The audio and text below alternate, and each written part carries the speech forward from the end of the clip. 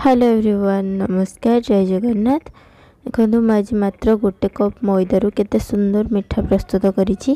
प्रथम रु शेष पर्यंत भिडटी को निश्चय देखो। ये देखो मु गोटे कप मैदा आउ 1.5 कप नहीं जाऊँगी मिल्क पाउडर तापर नहीं जाइए बेकिंग सोडा रो गोटे टीस्पून आउ सामान्य गुजराती गुंड ताकू सबू को आम भल से क्षीर देकी हल्का उषुम क्षीर देकी गोटे सॉफ्ट डो तैयारी करवा।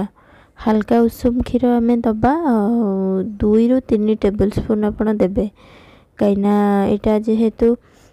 मिल्क पाउडर अच्छी तो उषुम क्षीर देले सेटा मेल्ट हो तो जल्दी बहुत जल्दी सॉफ्ट हो डोटा तो आप 2 ରୁ 3 टेबल स्पून देकी ही चकटे। ये मुझे चकटी के हाथ धोई पलि आसी आउ मोर टिके अधिका लगे आपण हाथ में तो आप शेष में टिके घी उपर देकी ग्रीस करके चकटी देले आउ हाथ में लगभनी। ये मुझ सब भल हाथ में घी देकी चकटी देची तापर ये देखो गोटे सॉफ्ट डोटे तैयारी गला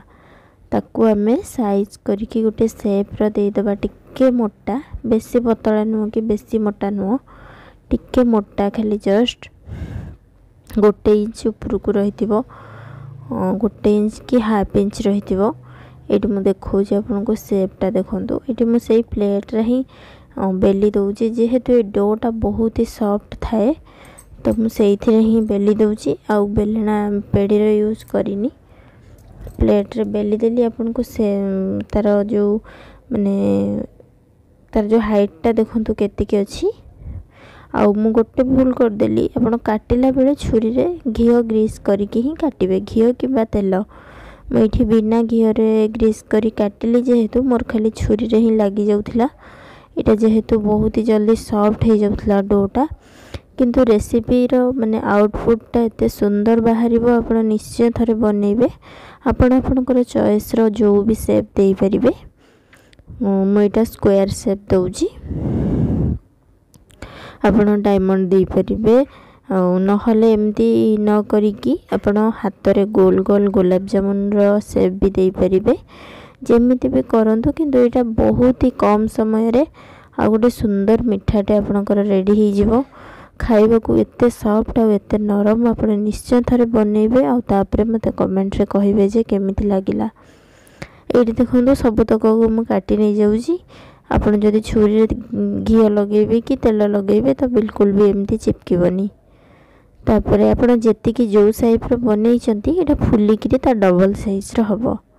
ये देखो सब स्क्वायर साइज काटिदेली तापर ये सीरा बनी नहीं जाऊँगी सीरा रेसिपी तो बहुत थर देखी तो ये देखे दूसरी गोटे कप मुझे जेहेतु इंस्टांट सांगे सांगे यूज करी तो बेसी पानी नौनी गोटे कप चीनी रे गोटे कप पानी सेटा से देदेवी मु गोटे पिंच केसर आउ टिके गुजराती गुंड ताको देकी भल भाव ताको मिसई देबा जेतले हमर गोटे माने चिपचिपा हो हमर जो सीराटा तले आम चेक करवा हाथ में स्लाइट हाथ में खाली लगी आसुथिबो चिपचिप होतिबो तो से समय रे आम बंद करदेबा गैस रो फ्लेम को। तो मुझे सीराटा को ओल्हे देइछि एबे मु अल्प तेल नहीं जाइछि से मुझे बनई मिठा मिठा तो ये हैनी जो गुड़ा आम सेप देते तो ताकू आम फ्राए करनबा। एटा बहुत ही जल्दी आपण माने सांग सांग लेउटेबे एटा हार्डली गोटे मिनिट भितर ही तार कलर चेंज हो जिवो पूरा माने गोल्डन कलर हो जिवो पड़ू पड़ू तेल रे तो आपण लो माने सिम रे पूरा रखिबे गैस को तापर ताको सांगे सांगे लेउटे देबे हाफ मिनिट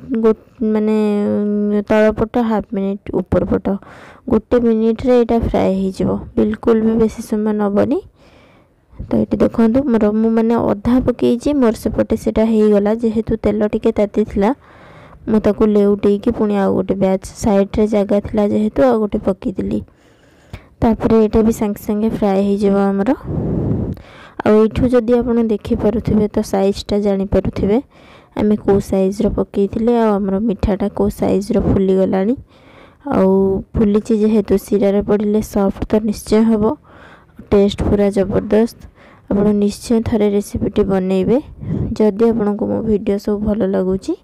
ताहले चैनल को सब्सक्राइब करदेवे और वीडियोटी को गोटे लाइक शेयर और कमेंट करदेवे। आहरी जदि आम ओडिया घर नुआ नुआ रेसिपी सब देखा चाहते किसी भी नुआ नहीं, बस मु जहाँ बनाए और जो प्रोसेस रे बनाए मुझे को ही शेयर करुँची। से रेसिपी सब आप मो चैनल विजिट कले पाइपर। ये देखो केमती देखा जाउची केते बड़ बड़। मुझे किछिटा काढ़ी दउची प्लेट रे आपन को देखौचे जे मिठाटा केते सॉफ्ट हेची। आउ खुआई तो पारिबिनी कहीं खाइले आप जानीपारे जे एटा केते टेस्टी लगुच, पूरा छेना रे हला परिका लगुच। तो ये देखौचे आपन को देखंतु केते भीतर केते जालीदार हेची। आउ एटा केमती मैंने पूरा जूसी देखा जाउची। मु आपन चिप्पिके भी देखौचे जे केते स्पंजी और केते सॉफ्ट हेची देखंतु।